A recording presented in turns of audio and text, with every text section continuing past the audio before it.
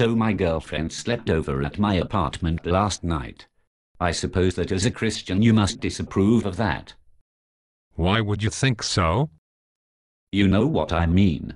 Many Christians say that it is against God's rules for people to have sex before marriage, even though surveys show that most of them end up doing it anyways. I can see how that would bother you. But everyone gives in to temptation sometimes and falls short of their own ideals. I'm not as bothered by their actions as I am by their idea that God hates sex, except in marriage. I mean, what's so bad about it? I thought I was supposed to love my neighbor. So you are saying that you've thought it over and your conscience tells you that in your situation sex with your girlfriend is not wrong? Yes, exactly. I'm not cheating on anyone, not forcing anyone, not pressuring or exploiting anyone, or anything like that. We love each other and are careful to prevent pregnancy, and we are prepared to deal morally with the consequences if that is the result. We're just not sure enough about each other to make a lifelong commitment yet. Sex is part of the process of getting to know each other. Why does it have to be wrong? Well, maybe it isn't wrong. I don't think that avoiding sex before marriage is an absolute rule from God. I think it's more of a traditional value within Christian nations, something meant to protect the person or society from the pitfalls involved. God's law does not change, but traditions do change. Perhaps churches sometimes have trouble telling the difference between the two. But I thought that there were commands in the Bible about not having sex before marriage. There are commands in the Old Testament about all kinds of things. For example, not eating pork or shellfish. Christians do not see these commands as applicable to them. Jesus and the apostles taught that the entirety of God's law could be summed up as loving God with all your heart and loving your neighbor as yourself. But there are things in the New Testament too. There are a few verses against fornication. Doesn't this mean sex before marriage? It depends on the Greek to English translation. The Greek word used in the New Testament verses is porneia. Google it and you'll find that no one agrees what the word means. The King James Version translated it as fornication, but most translations use the phrase sexual immorality. So you're saying that the Bible says that sexual immorality is immoral? Yes, that's right. But that just avoids the question of what specific actions are immoral. It could mean anything. I suppose it could. I'm not an expert in Greek, but from my own background reading and from the context, I think the most likely explanation is that the New Testament writers were condemning prostitution in some verses, or adultery in others. You would think they could be a bit more clear about single guys and their girlfriends. I don't think it was as common a situation back then as it is now. In ancient times people got married much younger, and marriages were often arranged by family well in advance. I doubt whether Paul or any other New Testament writer was thinking of a situation precisely like yours when he warned his listeners against porneia. Still, if the only law is to love God and love one another, why would Paul have singled out any kind of sexual immorality at all? Actually, if you look at the context you'll see that he's drawing a distinction between something being a law and something being a bad idea. Most of the verses we are talking about are in the first letter to the Corinthians. On two separate occasions in the letter, Paul mentions what appears to have been an important phrase in early Christianity. All things are lawful for me. All things are lawful for me. That sounds like the opposite of Christianity to me. Actually, it sounds like it's something that Paul himself had been teaching the Corinthians. You see, Jesus was born into a Jewish religion full of rules and regulations. Over 600 of them traced back to the teachings of Moses. And by Jesus' time, the high priests and religious leaders had added on many other teachings of their own. Being a Jew was quite burdensome. But Jesus taught that all of God's law could be summed up simply as loving God and loving your neighbor. And that set us free from the burden of all of those regulations. So Jesus said we should do whatever we want, then? No. Jesus called us to a higher standard than the Jewish laws. Love your neighbor as yourself is actually very challenging when you really think about the full implications of it.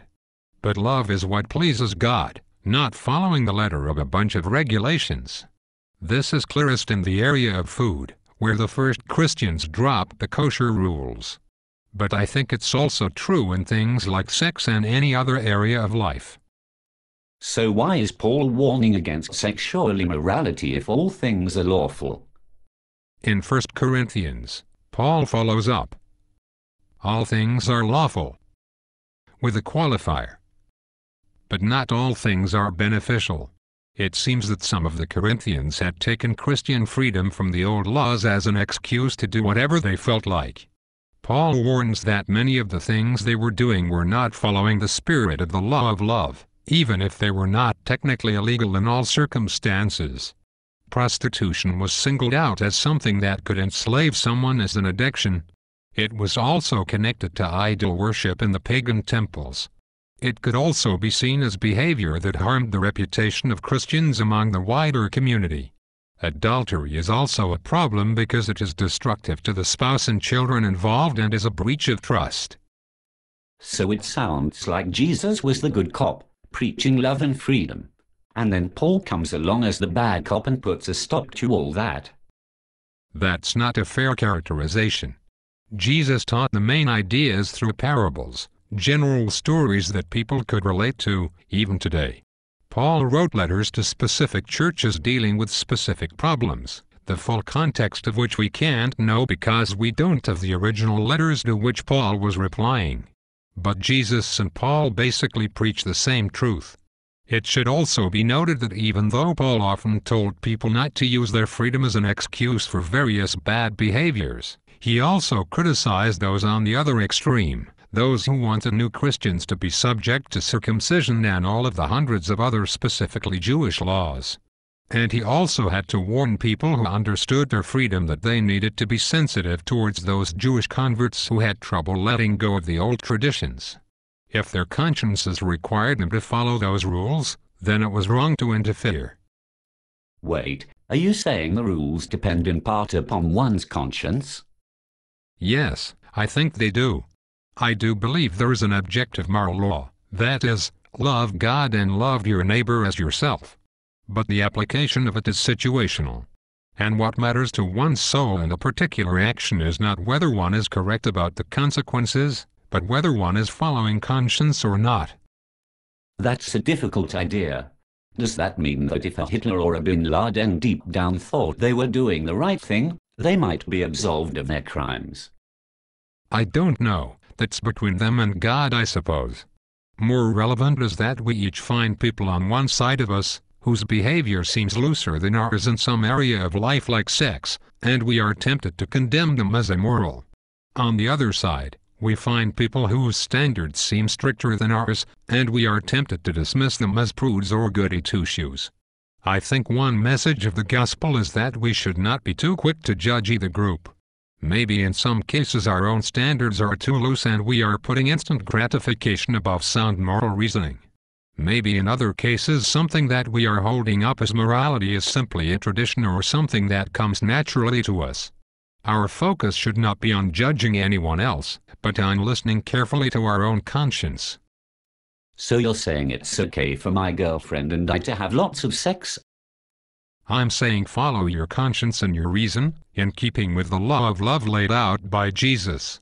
This might or might not agree with your instincts.